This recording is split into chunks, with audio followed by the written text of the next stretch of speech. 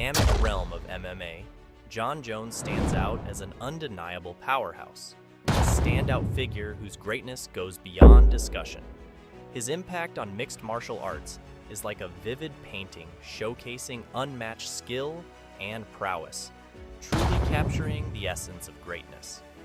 For the past 10 years, Jones has been the face of MMA, impressively holding a career record of 27 wins, 1 loss, and 0 draws at the age of 35, solidifying his legendary reputation. Outside the fighting arena, he crafts a narrative that alternates between dominance and controversy, establishing himself as the ideal character for an MMA fighter. Embark on a riveting journey into the life of Jon Jones, the enigmatic figure who has sculpted himself not just as a contender, but as the unequivocal greatest fighter of all time. Join us in unraveling the layers of a living legend, where brilliance in the ring converges with a storyline that transcends the boundaries of conventional sports narratives.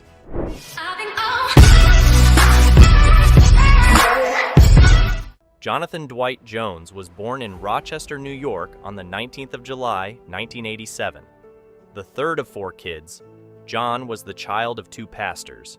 And while they had a pretty nice family, John and his brothers pretty much discovered their love for fighting at an early age. I mean, if you were born with 2 other boys, I'm pretty sure you'd get into a lot of fights as well.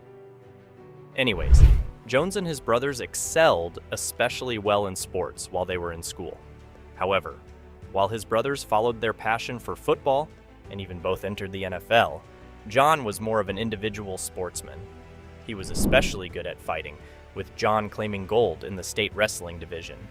John went even further, becoming a national champion in college. But his college career didn't last very long. John had fathered 2 children by the time he was just 20.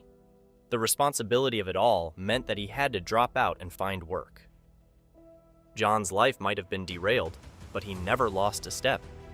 He was still a good fighter, and while working as a bouncer, he was approached with the opportunity to take his passion and turn it into a sports career.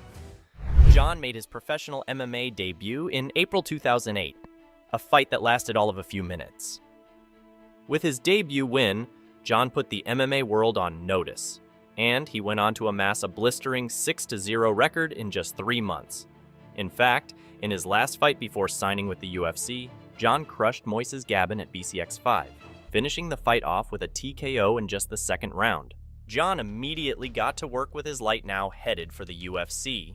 His debut against Andre Guzmão at UFC 87 on August 9, 2008 showed just how much of a challenge the UFC would be, with John having to win by unanimous decision. And even though his second fight also required a unanimous decision for Jones to secure his win, he had gotten enough juice by the end of Fight 3 that the UFC rewarded him with a new 4-fight contract. From then on, John would continue to impress, notching wins against men like Matt Hamill, Brandon Vera, and former IFL light heavyweight champion Vladimir Matyushenko. By 2011, John was ready for the big leagues, and after handing Ryan Bader his first loss early that year, he made his case. Well, it didn't take long for John to get his wish. His training partner, Rashad Evans, had sustained an injury in training and could not fight then UFC light heavyweight champion Shogun Rua. So, John was tapped to replace Evans, and boy, he did not disappoint. All it took was 3 rounds, and Jones hit Rose with a TKO to become the youngest champion in UFC history. John immediately went on to establish his dominance, defending his title successfully against Quinton Jackson in September 2011. He held on to his title until 2015, defeating men like Rashad Evans, Lyoto Machida, and Alexander Gustafsson along the way. But in 2015, he got his first suspension from the UFC after he was connected with a hit-and-run incident where he crashed into a woman and fled the scene. John was stripped of his bets just before he faced Anthony Johnson, with Daniel Cormier, a man whom John had beaten in January of that year, replacing him as the UFC light heavyweight champion.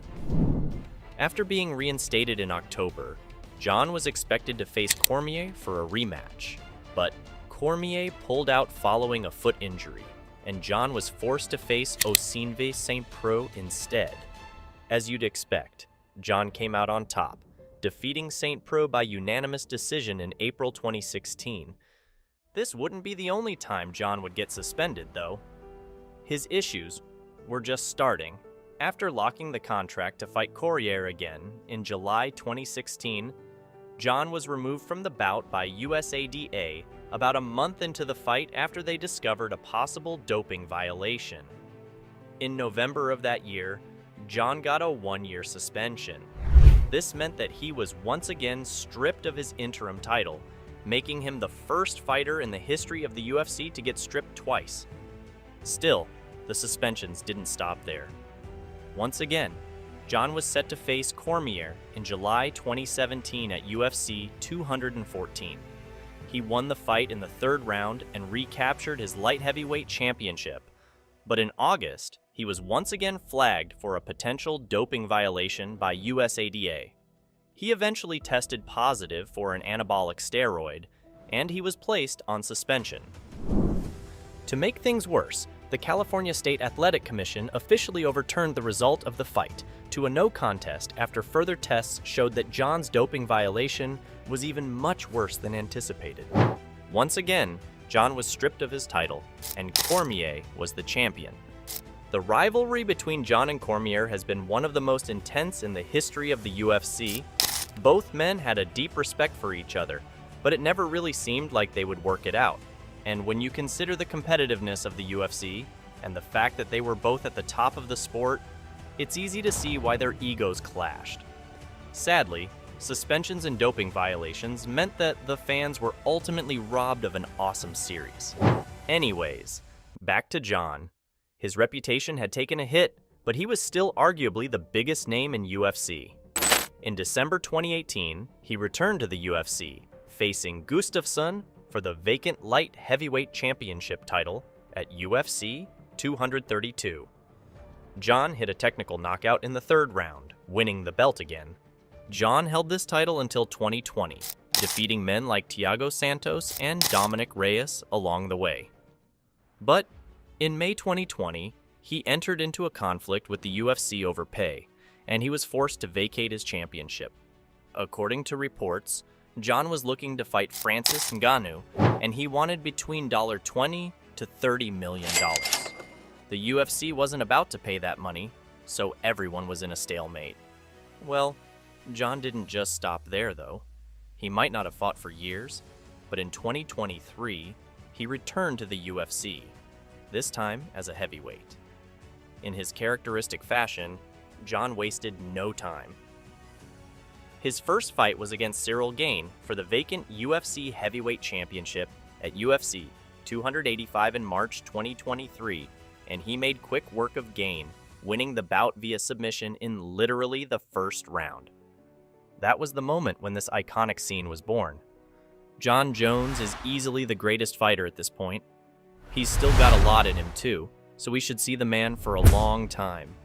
Who knows which other achievements he can notch up in his glistering career.